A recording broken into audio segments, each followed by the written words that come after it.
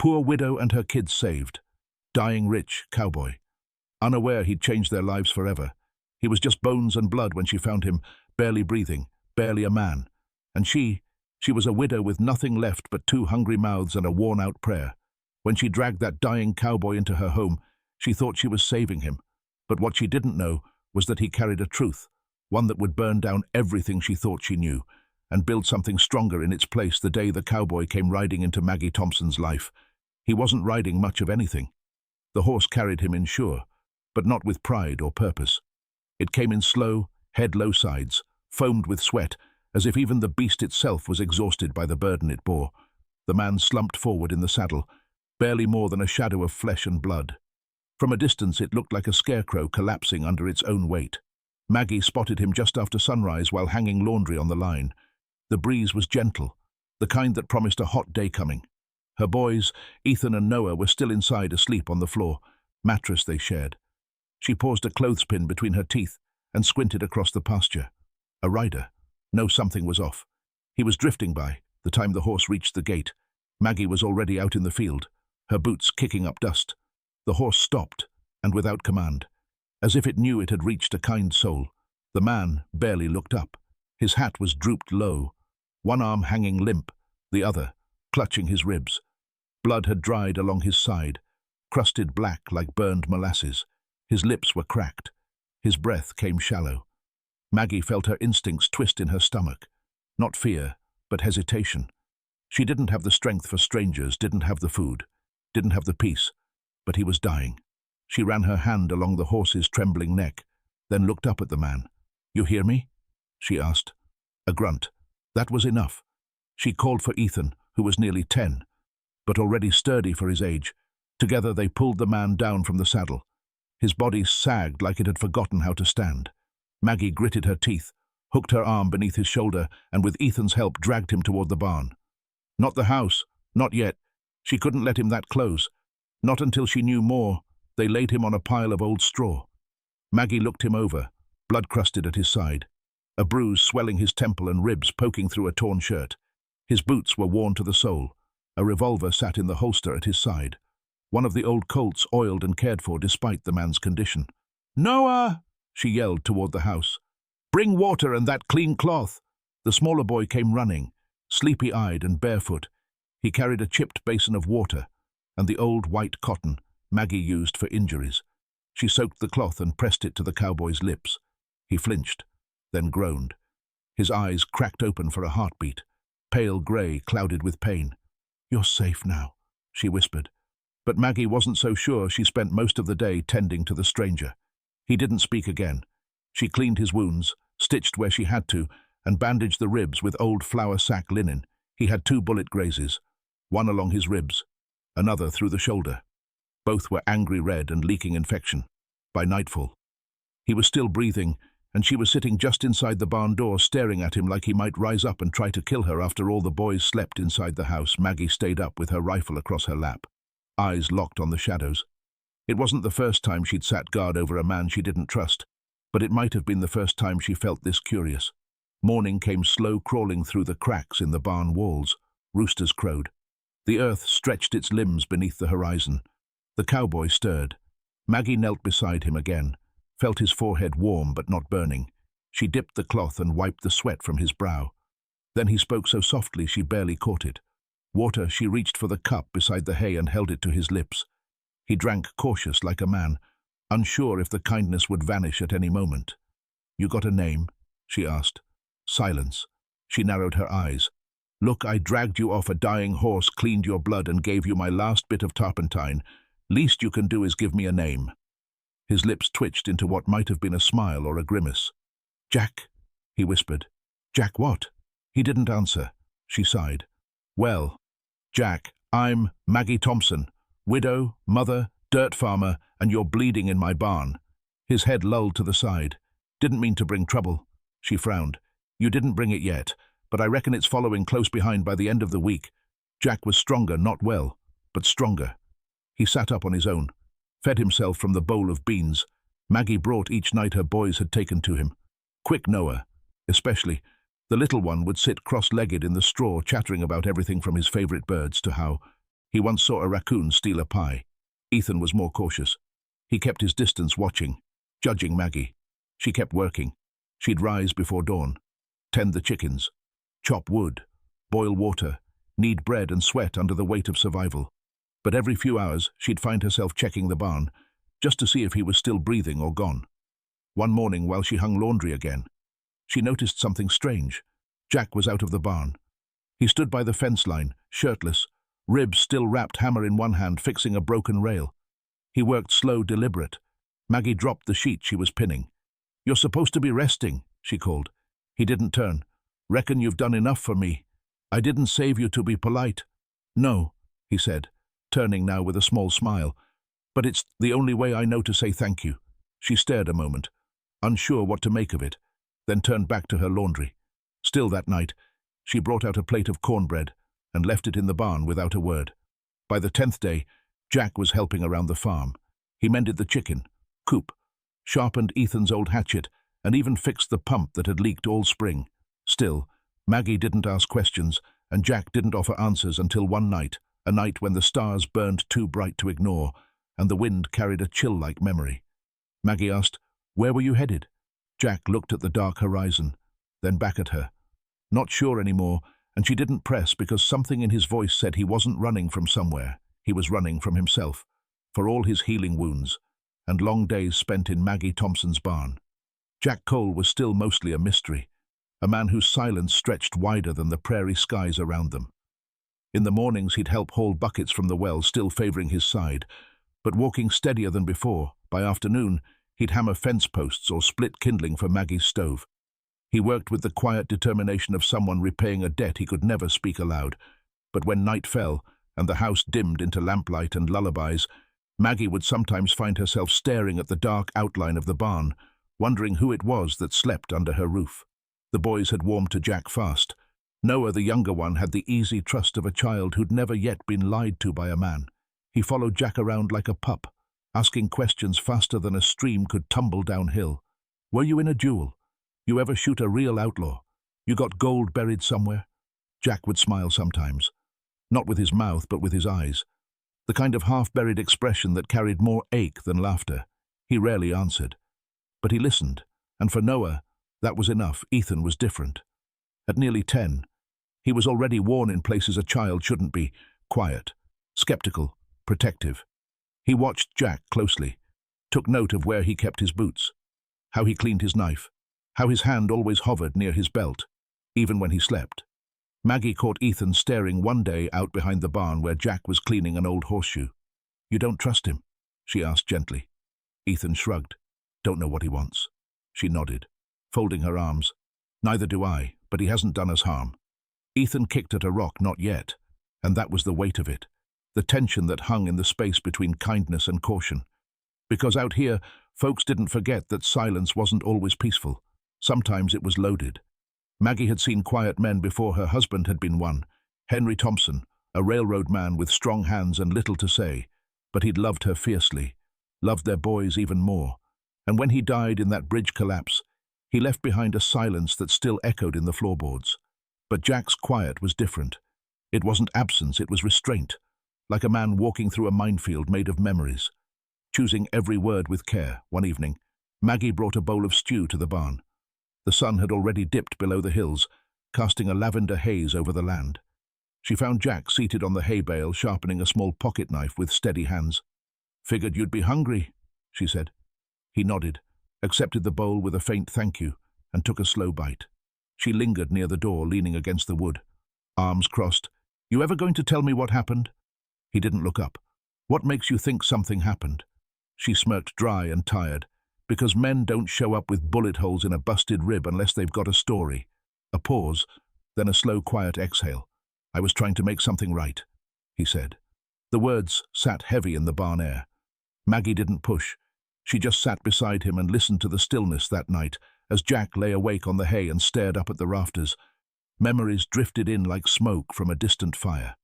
He remembered his brother's voice laughing in the river, yelling across the pasture, whispering plans for a better life beneath a starlit sky.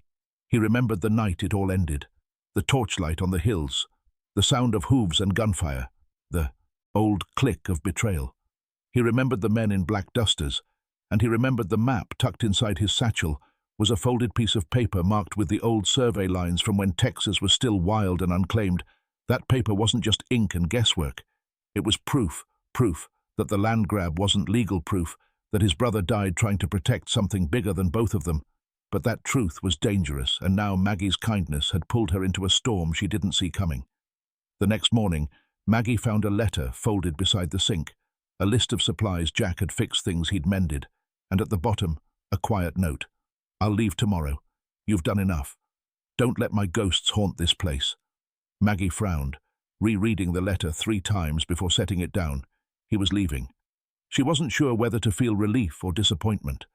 The barn had been quieter without fear. These last few days the boys had smiled more. Even the chickens seemed calmer with someone around to chase off the coyotes. But Jack had never belonged here. He wasn't the kind that settled. He was the kind that left pieces of himself behind in barns like these. That evening, she found him behind the barn, polishing the saddle that had carried him in. "Got plans?" she asked. He didn't look up. "Figure I've overstayed." Maggie sat beside him in the grass arms, resting on her knees. "You don't strike me as a man who leaves debts unpaid, I ain't. That's why I'm leaving." She tilted her head, studying his profile. There was something carved into him. Sorrow, maybe, or shame. "My husband used to say, 'The land don't forget kindness,'" she said softly. Jack looked at her, then really looked. His eyes weren't just pale. They were tired, the kind of tired that came from carrying something too long. What happened to him collapsed. Bridge. Rio Grande line. He was trying to get a second bonus so we could fix the roof. Jack looked away. "I'm sorry." She nodded. "You didn't ask to be saved, Jack, but maybe we needed someone to save." That made him smile, not much, but enough that night lightning flashed far off in the hills, silent but threatening. The wind picked up, and for the first time in years, Maggie set the extra plate at the table without thinking twice. But morning came with more than clouds. A rider, not Jack, a stranger, dust on his coat, rifle slung across his back and eyes that searched the yard like a man hunting something buried. He didn't knock, just called out, "Ma'am." Maggie stepped onto the porch, her hand resting lightly near the shotgun. "You looking for someone?" The man smiled, the kind of smile that didn't touch his eyes, just passing through. "Heard a story. Said a wounded rider came through here a week back." Maggie narrowed her eyes. "Don't know anything about that." He tipped his hat. Sure you don't." Then he turned his horse and trotted off. Maggie stood there long after he was gone, because the man hadn't looked at her when he spoke. He'd looked past her toward the barn. That night, Jack didn't sleep. Neither did Maggie. The air was thick. The silence wasn't peaceful anymore. It was pregnant with consequence when she came out to the barn. He was already packed. "I've brought trouble," he said simply. She nodded. "Looks like it." He reached into his satchel and pulled out a worn envelope, thick folded, stamped. "What's that?" "Truth," he said, "and maybe a little justice." He offered it to her, but she shook her head. "Don't give me that. You keep it." "Why? Because the world doesn't need another widow." He looked down, the weight of that simple sentence settling in. Then for the first time he said something without hesitation. "I'll stay if you'll let me." And Maggie, tired of ghosts and empty chairs, nodded. Because maybe the quietest men are the ones who know how to listen, and maybe a stranger's silence isn't the absence of something. Maybe it's the promise of something more. The wind changed the day the riders came. Not in any way the average man might notice, not in the temperature, or the dust, or the rustle of the brush. But Maggie Thompson had lived on this land long enough to sense when something invisible crossed the ridgeline that morning. The sky was a flat sheet of pewter, low and weightless. The birds had stopped their usual chatter. Even the chickens seemed uneasy, huddled close to the coop like they were waiting on something to go wrong. Maggie stood on her porch with a steaming cup of weak coffee, staring toward the far hills. Her apron strings fluttered in the wind. Her boys were still inside, half asleep. The smell of cornbread still thick in the air. Then came the sound. Hoofbeats. 3 sets by the rhythm, not trotting. Marching, she set her coffee down, slow, and stepped off the porch, her boots pressed into the dry dirt. The sound of the horses grew louder, closer, heavier. She didn't have to see the men to know they weren't here to trade or talk. They rode in tight 3 riders dressed in black dusters and wide-brimmed hats, with rifles strapped to their saddles and faces like stone. The one in the center was tall, and narrow eyes shaded by his hat brim, jaw clenched like iron. They didn't dismount, just reined in near the fence and stared. Maggie didn't flinch. She walked right to the gate, wiped her hands on her apron and stood her ground. "Can I help you, boys?" The tall one leaned on his saddle horn, voice dry as old rope. "We're looking for a man came through. This way. Wounded." Thought, maybe you've seen him. Maggie tilted her head. "Plenty of men come through these parts. Don't mean they stop. He was on a bay mare. Colt revolver might be bleeding." She crossed her arms. "That sounds like half the cowboys in Texas." The second man, younger, and with a crooked smile, leaned forward. "Lady, we ain't here for games. He's dangerous. And if you're hiding him, that makes you dangerous too." Maggie's jaw tightened. "I don't take kindly to strangers threatening my land or my boys," she said calmly. "Now, if you're asking about a friend, you'll be polite.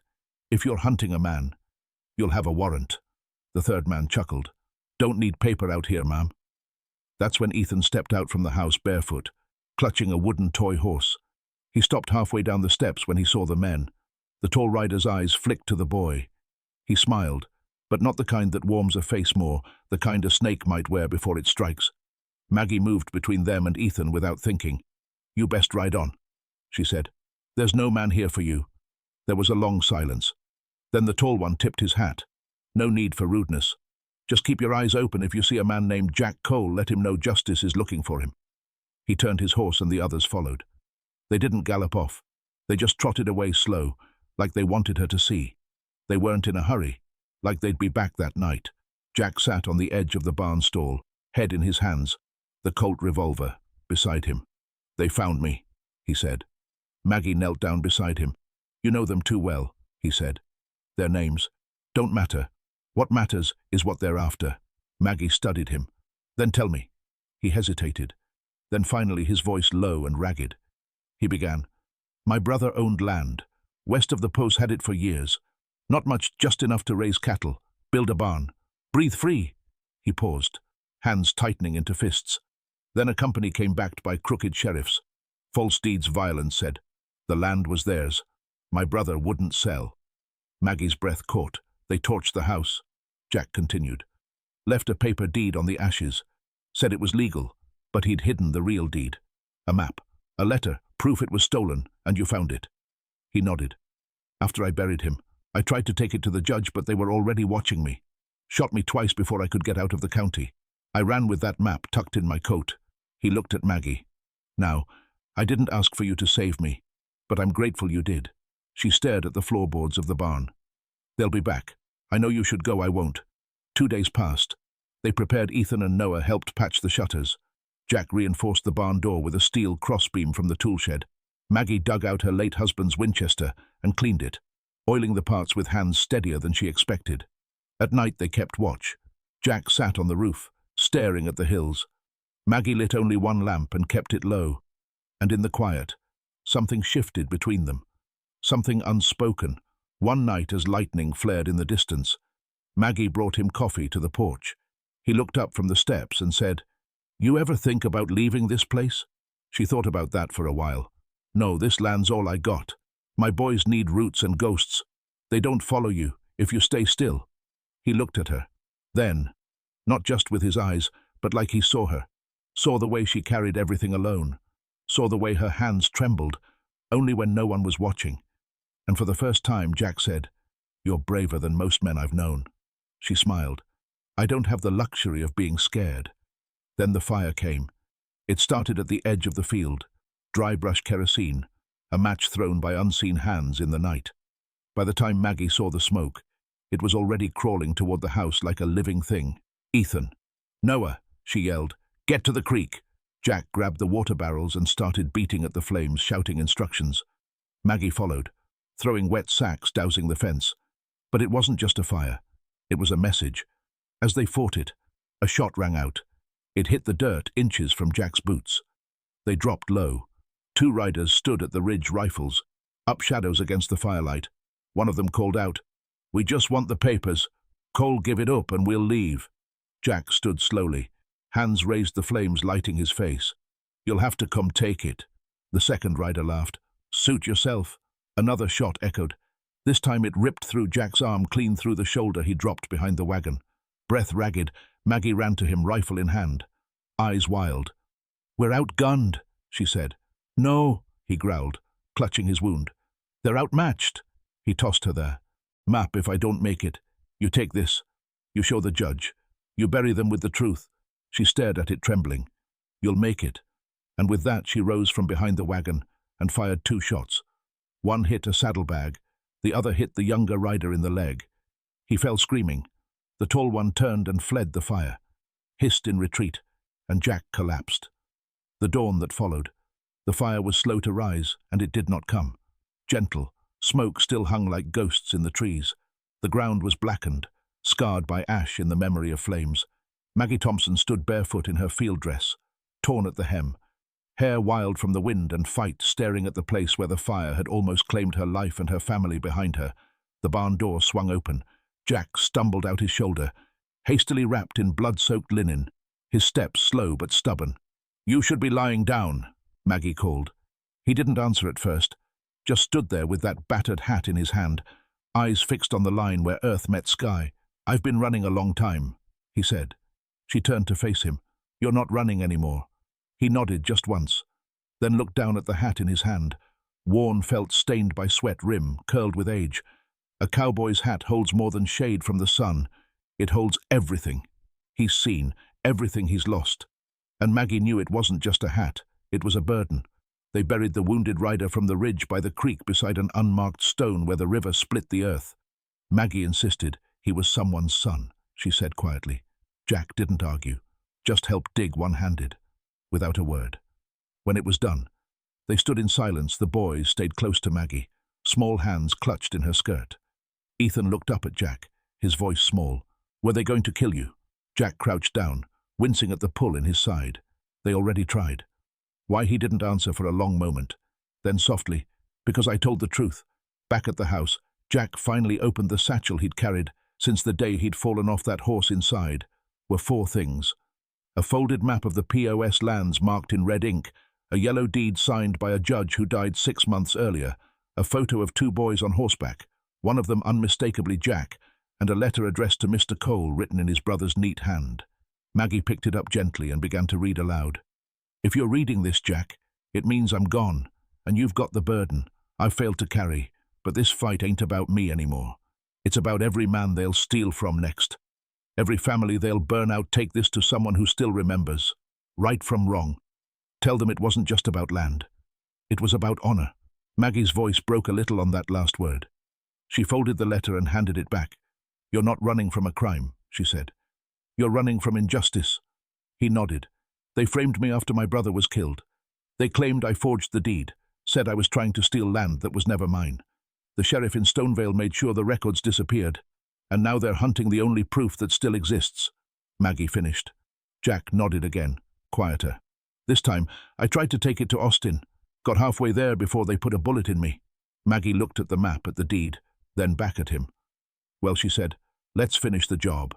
The decision didn't come easy. Maggie had built her life on stillness, on raising her boys, tending the soil, living inside the lines. The idea of leaving, of going on the road with a wounded cowboy and a satchel full of fire, it scared her. But something had changed. Something in Jack's silence had turned. It wasn't the silence of hiding anymore. It was the silence of resolve. A man ready to speak with more than words. And in truth, something had shifted in her too. The fire hadn't just scorched the earth. It had burned away her fear. She'd looked into the eyes of men who came to kill, and she hadn't flinched. She wasn't just surviving anymore. She was fighting.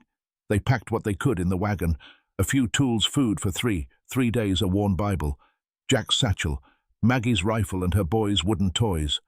I don't want to leave Mama's tree, Noah whispered, pointing to the tall birch out back where Maggie had buried her mother. Maggie knelt beside him. I don't want to either, she said. But if we don't go now, someone else will plant a grave beneath it.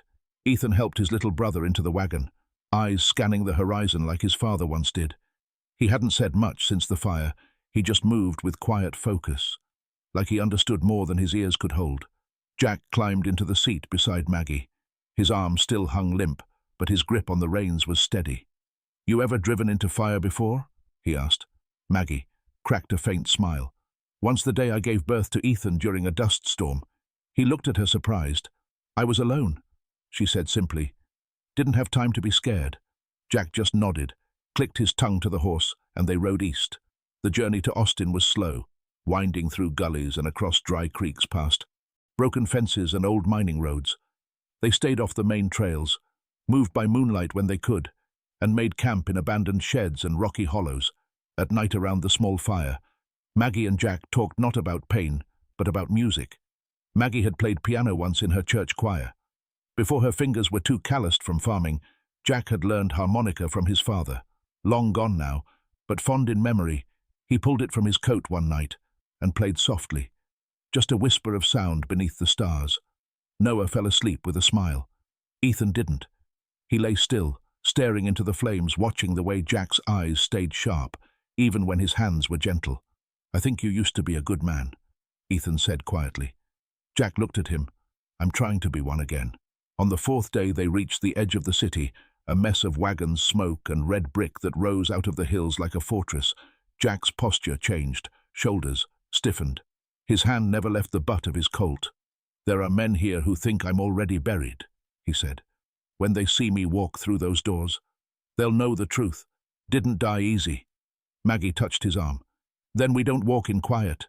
He nodded, and together they stepped down from the wagon, her boys clinging close. Jack's satchel held tight inside the courthouse. The air was hot and still. The clerk behind the desk looked up with tired eyes. "We'd like to see Judge Hannity," Maggie said. The man raised a brow. "You got business?" Maggie placed the deed in the letter gently on the counter. The man's brow furrowed. Jack leaned forward. "Tell him." Jack Cole came back. The sun bore down on Austin like a vengeful god. It wasn't the kind of heat that asked permission.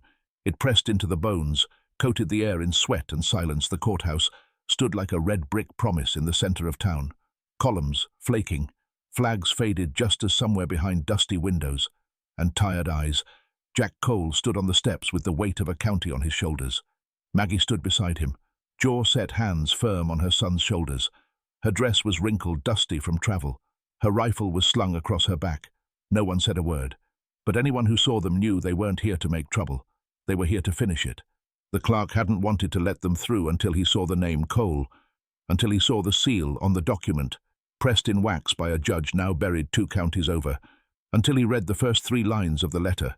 Then he'd gone pale, stumbled into the back room, and returned with one sentence. "Judge Hannity will see you."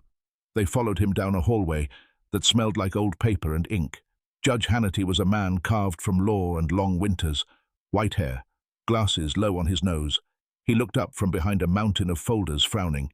"You're Jack Cole?" he asked, voice dry.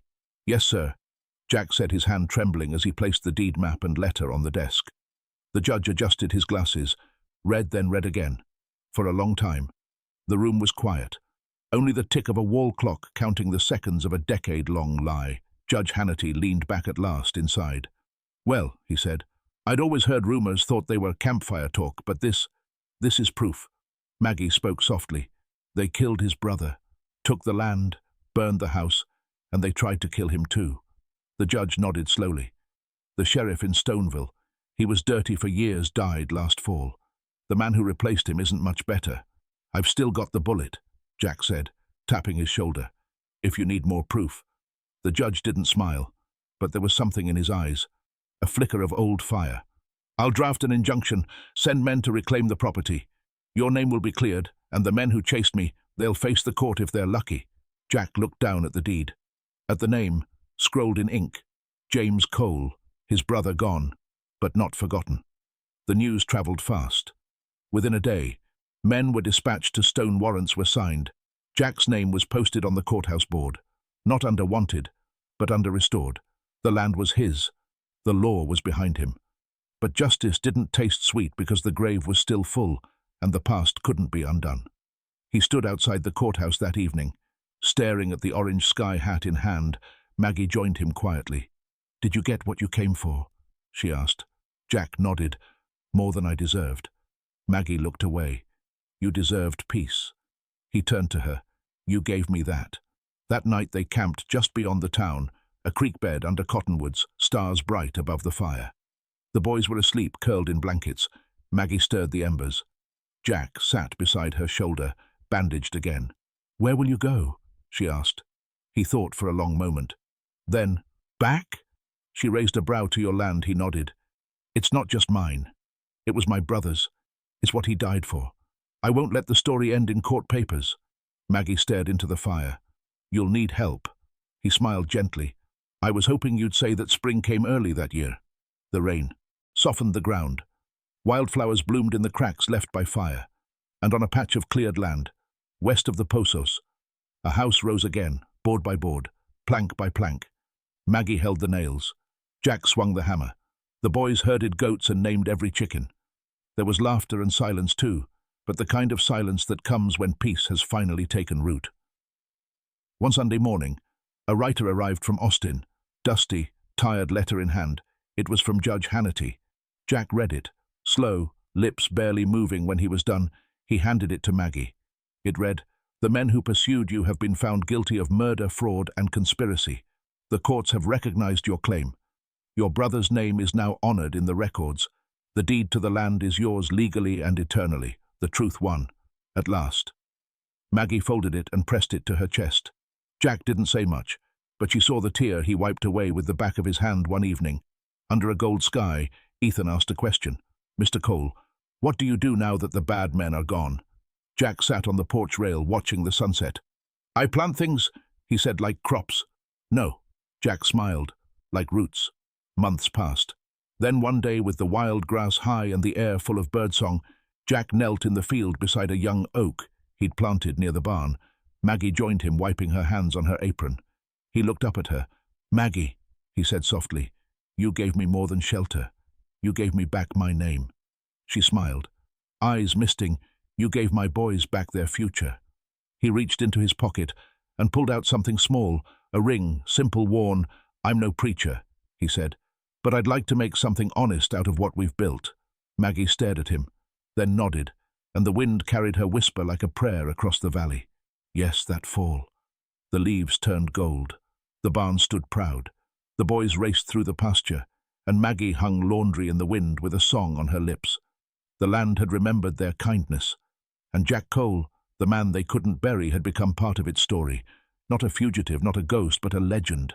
She thought she was saving a stranger, but in truth, he was saving them all, because sometimes the most broken men carry the strongest hearts, and sometimes a dying cowboy doesn't come to end his story, but to start someone else's.